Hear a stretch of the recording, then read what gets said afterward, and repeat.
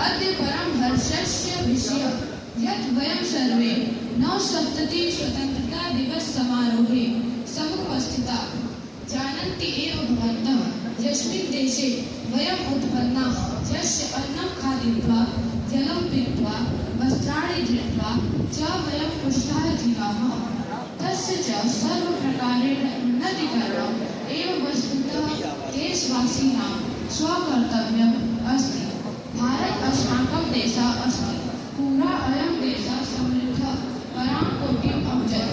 आर्थिक सामाजिक सांस्कृतिक साहित्यकाले श्रेष्ठ देशः आसीत्। स्वतन्त्रता सर्वेभ्यः प्राणिभ्यः प्रिया भवति।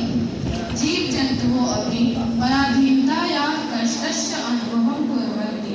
1947 तमस्य वर्षस्य अगस्त मासस्य 15 दिनाङ्के भारतगणराज्यं स्वतन्त्रम् अभवत्। अतः अयं दिवसः स्वतन्त्रता दिवसः कथ्यते।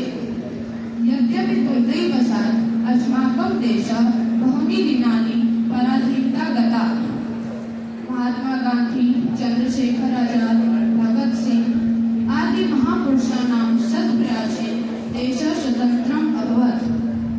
अद्यापि वैदेशिकैः देशसीमा अतिक्रान्त्वा प्रतिदिनं चीनीयैः पाकिस्तानीयैः च देशसीमा क्रान्त्वा सैनिकानाम् आदरकरणेन च भविष्यति। अद्यापि देशे मद्यपानम्, अस्पृश्यता भावना, भाषाविवादः इत्यादयः बहवः सामाजिक दोषाः सन्ति। एषु दूरीकरणीया यदा वयम् आचरिष्यामः तदैव देशः उन्नतिं करिष्यति। सदैव च दुर्लभं भविष्यति। सर्वाणि कार्याणि च देशे हितदृष्ट्या करिष्यति।